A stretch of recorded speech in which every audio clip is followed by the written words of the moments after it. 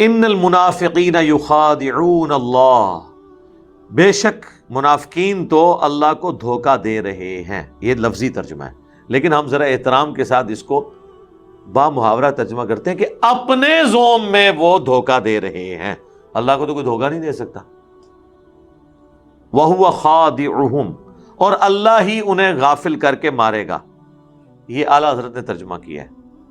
لفظی ترجمہ یہ ہے کہ اللہ بھی ان کو دھوکہ دے گا.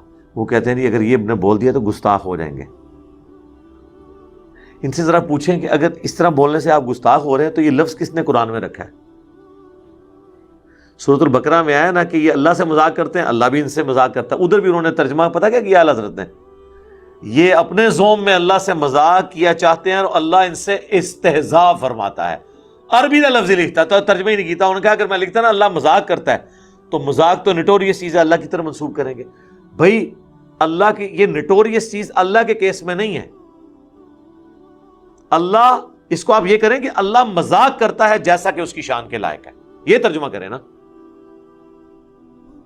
واللہ خیر الماکرین، وہ قرآن میں آیا نا کہ انہوں نے بھی مکر کیا کافروں نے اور اللہ نے بھی مکر کیا اور اللہ سب سے بہتر مکر فرمانے والا ہے. ترجمہ انہوں نے پتہ کیا کر دیا؟ کافروں نے مکر کیا اور اللہ نے اپنی خفیہ تدبیر فرمائی، اور اللہ سب سے بڑھ کر خفیہ تدبیر فرمانے والا ہے. ٹھیک ہے، دل کے سکون کے لیے، پبلک کو سیٹسفائی کرنے کے لیے بڑا اچھا ترجمہ ہے، میں بھی اسے انجوائے کرتا ہوں.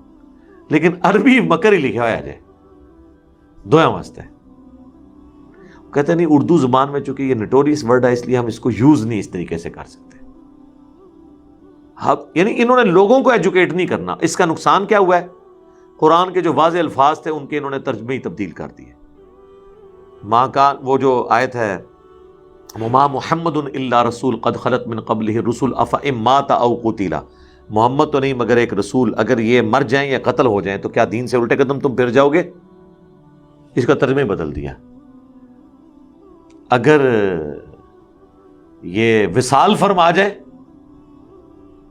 یہ شہید ہو جائے، کوئی کرے گا پردہ فرما جائے، کوئی کہے گا جو تھوڑا سا سمجھدار ہوگا وہ وفات کر لے گا.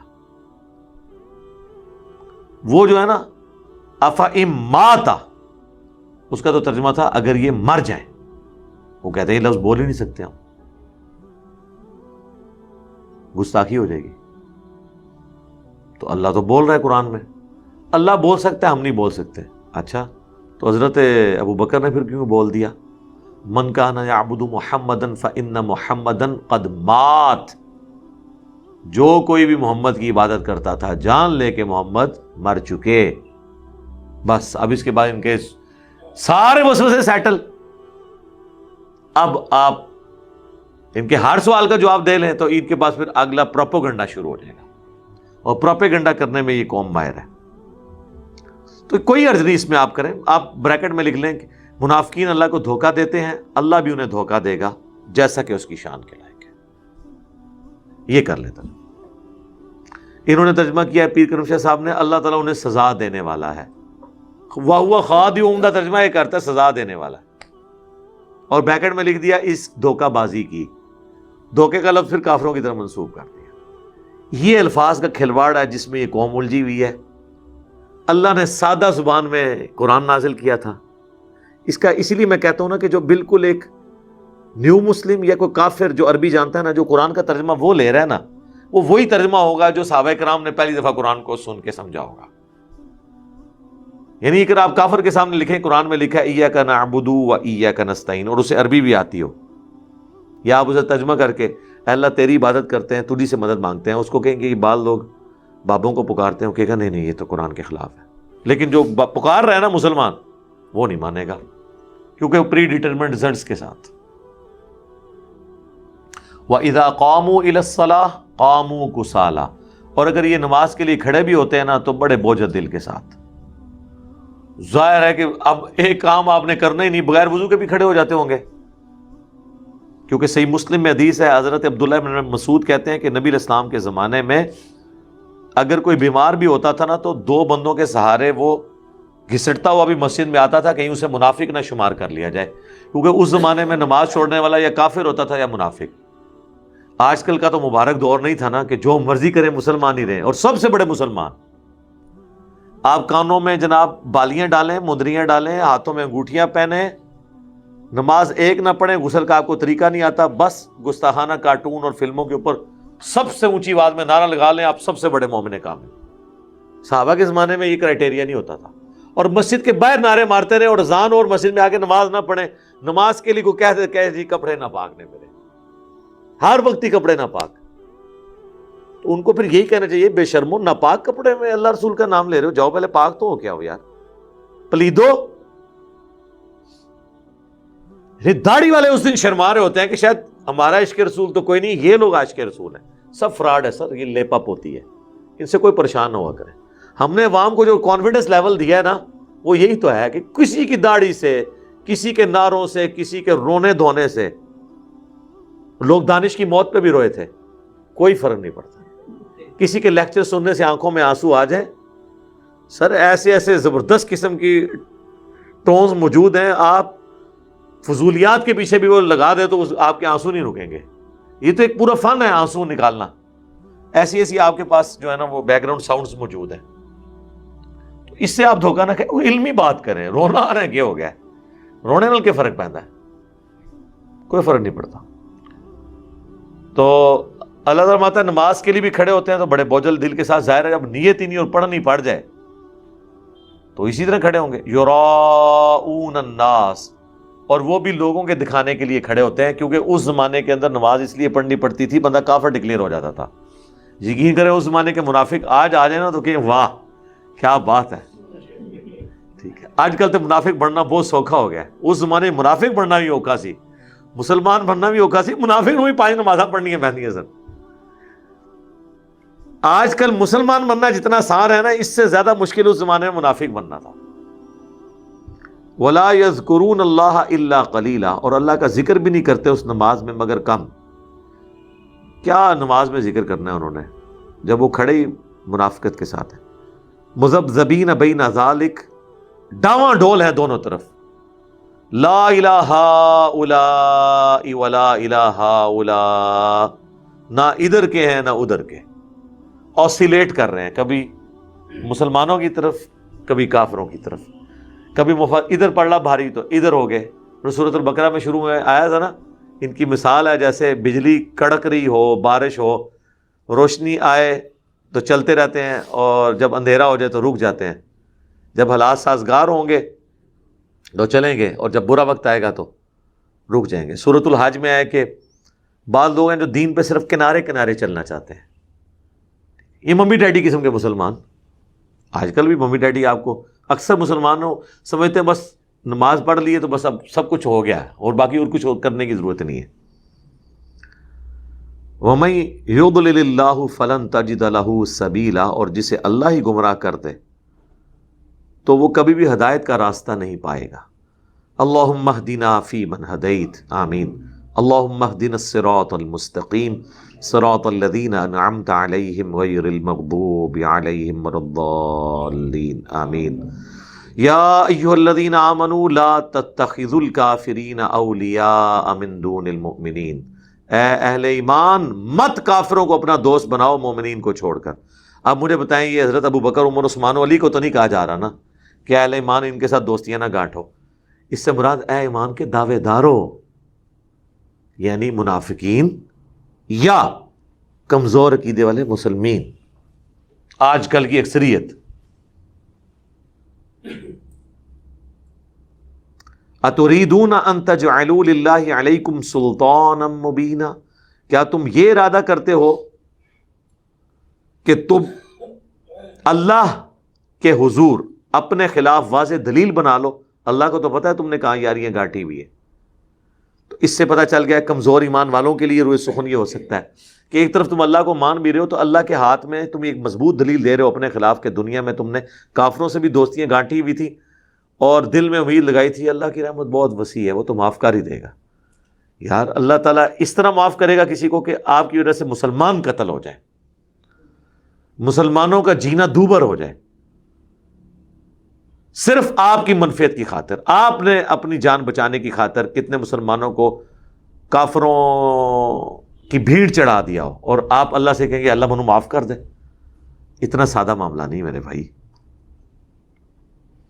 ان المنافقین فی الدرک الاسفل من النار، بے شک منافقین دوزخ کے سب سے نچلے طبقے میں ہوں گے. ولن تجد لہم نصیرا، اور وہاں ان کا کوئی مددگار بھی نہیں ہوگا. کافروں سے بھی نچلے درجے پہ ہوں گے، کیونکہ کافروں کی دشمنی عیاں تھی، ان سے بچنا دنیا میں اہل ایمان کے لیے آسان تھا. منافقین تو اندر سے جڑیں کاٹتے رہے، اس لیے ان کی سزا بھی ان سے زیادہ ہے اگرچہ کلمہ گو ہے. الا الذین تابوا، اب اللہ تعالیٰ کی رحمت کی صفت، ہاں اگر کوئی توبہ کر لے، وَأَصْلَحُوا، اور پاکستانی توبہ نہ ہو، یہ مطلب ہے اس کا. پاکستان میں تو کام چک کے رکھو، اینڈ دیکھو یا اللہ معاف کر دے. وَأَصْلَحُوا، اپنی اصلاح کر لے. اصلاح کا مطلب پتہ کیا ہوتا ہے؟ جو کرتوت کیے ہیں نا پچھلے، اس پہ شرمندگی ہو، جن جن کا حق غصب کیا ان سے معافی مانگے، اور آئندہ یہ نہ کرنے کا عہد کرے، کیونکہ حقوق کی بات تو عوام نے معاف کرنے. اسی لیے کہا جاتا ہے حکمرانی بڑا مشکل کام ہے. حکمران تو توبہ کرنے سے اس کی بخشش ہی نہیں ہونی جب تک وہ عوام سے معافی نہیں مانگتا. عوام کی مرضی، معاف کرے یا نہ کرے. وَاعْتَصَمُوا بِاللَّهِ، اور مضبوطی سے اللہ کا دامن پکڑ لو، یعنی قرآن اور سنت کی تعلیمات کو. وَأَخْلَصُوا دِينَهُمْ، اور خالص کر دو اپنے دین کو، للہ، اللہ کے لیے. یعنی یہ جو گلابی مسلمان نہیں اللہ کو چاہیے. وہ کہتے ہیں ٹنا ٹن سنی اور وہ پپلا سنی. ٹنا ٹن مسلمان چاہیے بالکل. فَأُولَٰئِكَ مَعَ الْمُؤْمِنِينَ، تو ایسے لوگ ہیں جو قیامت کے دن پھر اہل ایمان کے ساتھ ہوں گے، یا دنیا میں بھی ایمان والوں میں شمار ہوں گے. اللہم اجعلنا منہم.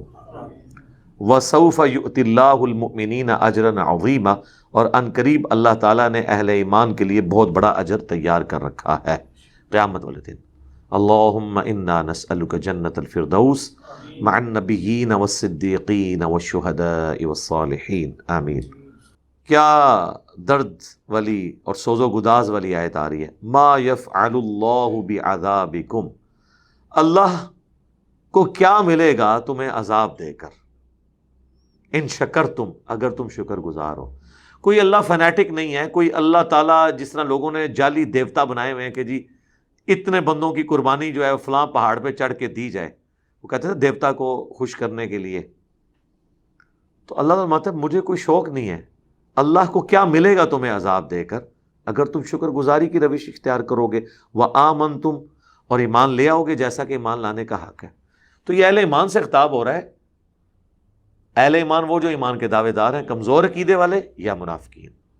ورنہ اگر کلمہ پڑھنے کا نام ہی ایمان لانا ہے تو پہلے ہی لائے ہوئے ہیں. لیکن اللہ کہہ رہا ہے کہ اگر تم شکر گزاری کرو اور ایمان لے آؤ. اب ان کو تو کہنا چاہیے کہ اللہ پاکستان میں تو جو نام لکھوا لے شناختی کارڈ میں مسلمان، وہ ایمان والے شمار ہوتا ہے، تو ہم سے کون سا ایمان مانگ رہا ہے؟ تو اسی سر ہم اسی کو تو عرض کرتے ہیں کہ مرنے سے پہلے اے مسلمان کر لے اس پہ غور. کتابوں کا خدا اور ہے بابوں کا خدا اور. دیکھ لیں قرآن کا خدا تو اہل ایمان کو کہہ رہا ہے کہ بھئی دیکھو تم شکر کرو اور ایمان لے آؤ. اب ان کو تو آگے سے کہنا کہ اللہ ایمان لایا اور کیا کریے ہونا، یہ کیا کریے.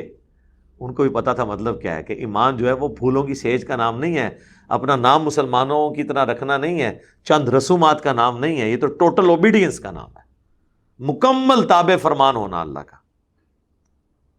وَكَانَ اللَّهُ شَاكِرًا عَلِيمًا، اور اللہ تعالی بڑا قدردان ہے اور سب کچھ جاننے والا ہے. دیکھیں انسان شکر کرتا ہے تو اللہ کا نام شاکر ہے، یعنی جو اللہ کی شکر گزاری کرے اللہ بھی اس کی شکر گزاری اس حوالے سے کرتا ہے کہ اس کی شکر کی قدر کرتا ہے.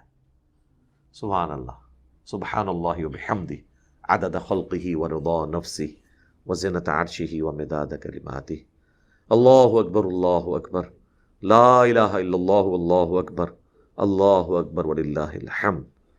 اللہ کو کیا ملے گا تمہیں عذاب دے کر اگر تم شکر گزاری کی روش اختیار کرو اور ایمان لے آؤ جیسا کہ ایمان لانے کا حق ہے. اور اللہ تعالیٰ قدردان ہے، سب کچھ جاننے والا ہے. یعنی اللہ تعالیٰ کوئی بندہ اصلاح کر لے تو اس کو یہ بھی نہیں کہے گا کہ اتنا عرصہ تو ہے کیوں کیتا، ٹھیک ہے آپ اصلاح کر لی، پچھلی ساری معافی ہو جائے گی، لیکن حقوق اللہ کی، حقوق العباد کی معافی اس وقت ہوگی جب عوام سے حقوق معاف کروائے جائیں گے، ان کا حق ان کو واپس کیا جائے گا، خالی خولی دعویٰ کرنے سے نہیں ہوگا۔ اللہ تعالیٰ سے دعا ہے جو حق بات میں نے کہی اللہ تعالیٰ ہمارے دلوں میں راسخ فرمائے، اگر جس بات میں میرے منہ سے کوئی غلط بات نکل گئی تو اللہ تعالیٰ ہمارے دلوں ہی سے اسے محو کر دے، ہمیں منافقت جیسے برے عمل سے بچائے، ایمان کے اوپر استقامت نصیب فرمائے۔ اللہم من احییتہ منا فاحیہ علی الاسلام ومن توفیتہ منا فتوفہ علی الایمان۔ سبحانک اللہم وبحمدک اشہد ان لا الہ الا انت استغفرک واتوب الیک وما علینا الا البلاغ المبین۔ جزاکم اللہ خیرا۔